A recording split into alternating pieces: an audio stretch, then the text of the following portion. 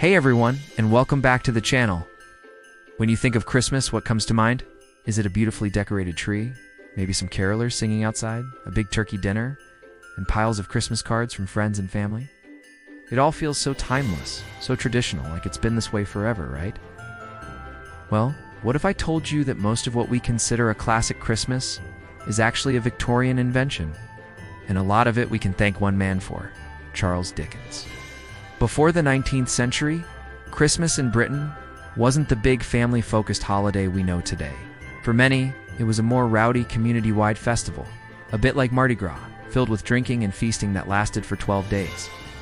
The Industrial Revolution was changing everything, and old rural traditions were fading away. Christmas itself was on the decline. Some businesses even stayed open on Christmas Day. It was just another day for a lot of people. Definitely wasn't the magical, family-centric holiday we cherish. So what happened? How did we get from a fading, boisterous party to the cozy, heartwarming Christmas we have now? The answer lies in the Victorian era, a time of massive social and technological change. Let's start with the royal family. In 1848, a drawing was published in the Illustrated London News. It showed Queen Victoria, her German husband, Prince Albert, and their children gathered around a decorated fir tree at Windsor Castle. The single image went viral, Victorian style. Suddenly, everyone in Britain and America wanted a Christmas tree. Prince Albert had brought the German tradition of the Tannenbaum to England. And because the Queen was a massive trendsetter, the Christmas tree quickly became the ultimate symbol of a fashionable, family-oriented Christmas. People started decorating them with candles, sweets, and homemade ornaments, just like the royals. It was the perfect centerpiece for the new vision of Christmas, one centered on the home and children. But a tree is just one part of the picture. What about all those Christmas cards we send? It's another Victorian invention. In 1843, the same year, Dickens published A Christmas Carol. A man named Sir Henry Cole found himself too busy to write personal Christmas letters to all his friends. As a solution, he commissioned an artist to design a card with a festive scene and a simple message.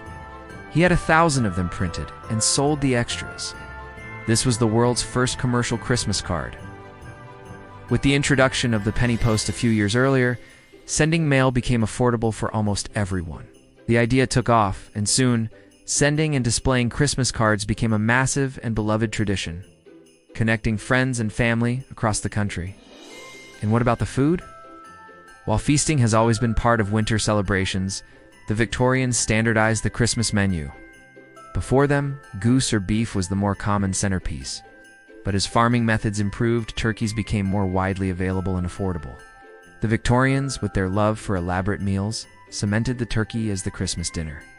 Think of the massive prize-winning turkey that Scrooge sends to the Cratchit family at the end of A Christmas Carol. That image captured the public imagination. Victorian cookbooks were filled with recipes for roast turkey, plum pudding, mince pies, and all the trimmings we now consider essential to the holiday feast.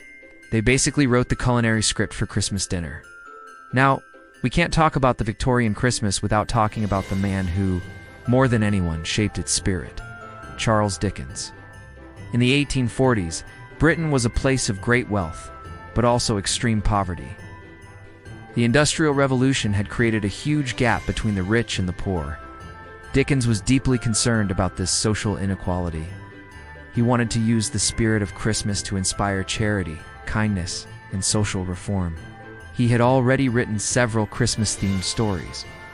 But in 1843, he published a little book that would change everything, A Christmas Carol. The story of the cold-hearted miser Ebenezer Scrooge and his miraculous transformation wasn't just a ghost story, it was a powerful piece of social commentary.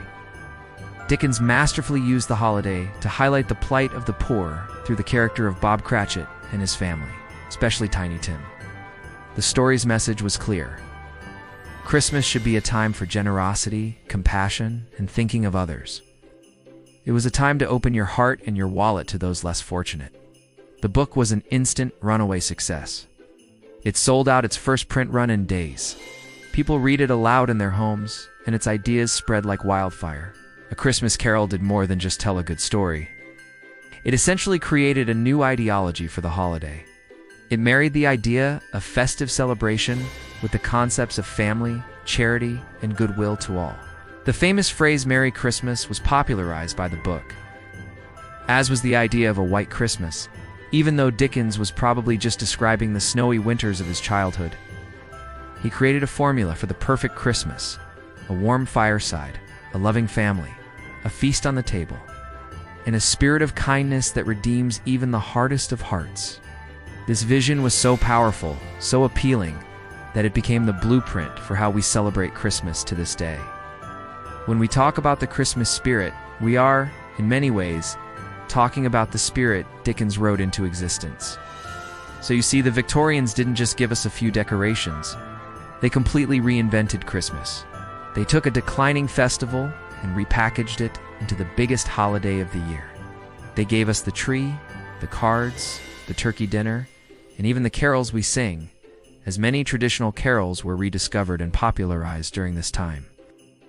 They focused the holiday on the family, on children, and on the home as a sanctuary from the cold, industrial world outside.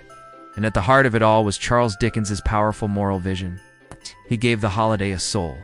He convinced an entire generation, and every generation since, that Christmas is the one time of year when we should all strive to be our best selves, to be more generous, more forgiving, and more mindful of the people around us.